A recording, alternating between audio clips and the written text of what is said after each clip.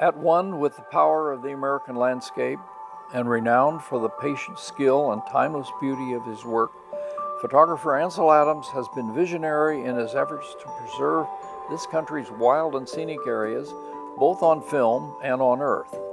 Drawn to the beauty of nature's monuments, he is regarded by environmentalists as a monument himself, and by photographers as a national institution. It is through his foresight and fortitude that so much of America has been saved for future Americans. And it was signed by Jimmy Carter in 1980.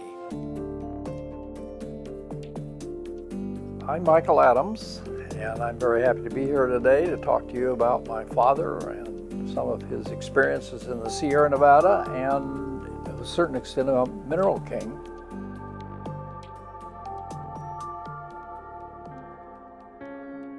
To start with, I want to talk about his history.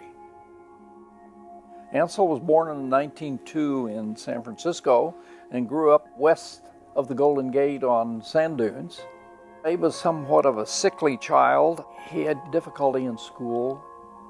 In 1915, he was taken out of school and given a pass, a season pass to the San Francisco Panama Pacific Exposition, which was on for almost a year. That opened his eyes to the art world, the science of the time, to music. It was just a fascinating thing for a kid of 14. In 1916, he was sort of in bed with the flu, and he was given a book by his aunt entitled In the Heart of the Sierra by James Hutchings. They got all excited about Yosemite, and he talked his parents into having their summer vacation in Yosemite there. It was his first trip to Yosemite Valley. He was given a box brownie, and he went to all of the typical tourist places in Yosemite. He fell in love with taking pictures, and when he went back to San Francisco, he went to the local photo finishing that was up the street. The guy was very nice with him and allowed him to watch what was being done. And we are fortunate in having some of those early photographs.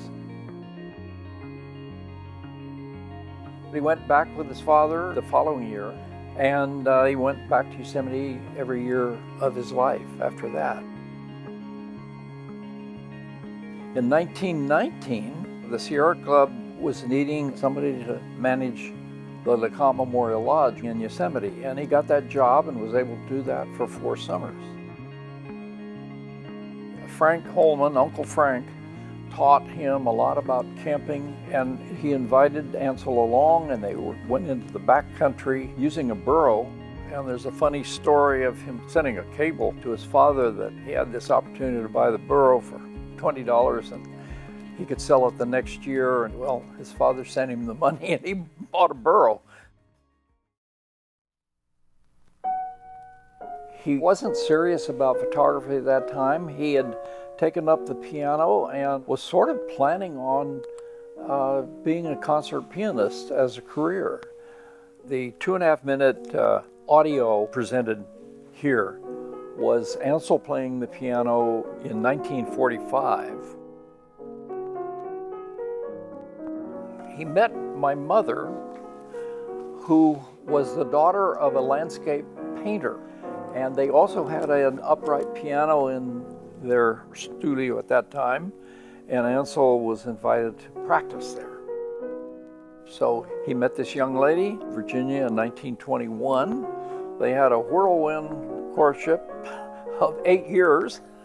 They were finally married in 1928, but it was on again, off again, Ansel thinking of his career as a musician. In 1927, they climbed a wonderful, steep, snowy gulch called the LeConte Gully. They climbed onto the shoulder of Half Dome, and Ansel's next to last photograph was taken with a yellow filter. He realized after he took that picture that he wasn't going to get what he wanted, and that was very important, and he realized for the first time that he knew what he wanted and he knew how to get it. And he changed to a red filter, and we show you the results. That was a very special day because when he realized what he had done and how he got it, he, in retrospect, said, that's probably when I decided to leave music and take up photography. He could excel in photography, he knew what he was doing, and I think that story proved out.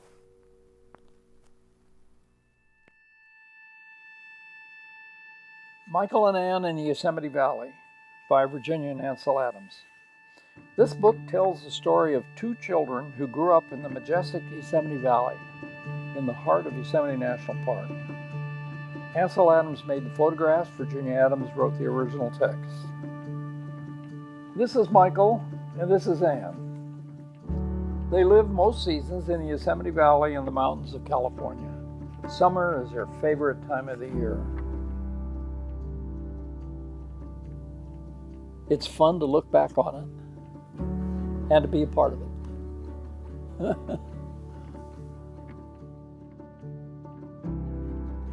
I was born in Yosemite in 1933 and I grew up through local schools.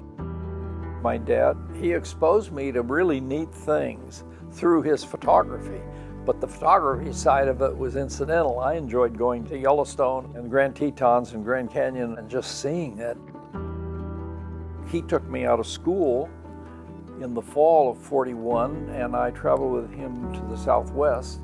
And this picture behind us, Moonrise Hernandez, was taken on that trip.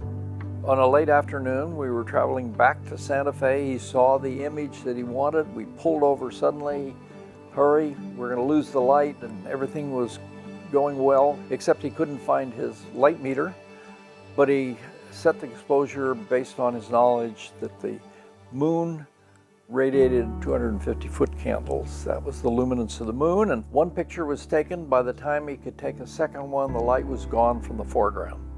This turned out to be probably the most famous picture he's ever taken. The magic of Ansel Adams was what he did in the darkroom. He'd said, it's not what you would see if you were there, but it's what I want you to see. In the 20s and 30s, Ansel went into the backcountry with the Sierra Club, not just Yosemite, but Sequoia, Kings River Canyon, and he saw a tremendous amount of the Sierra and he photographed it. I think his exposure to the national parks and the national park idea was instrumental. He said he never went out specifically to take an environmental picture, but he always was willing to donate the photographs to various causes.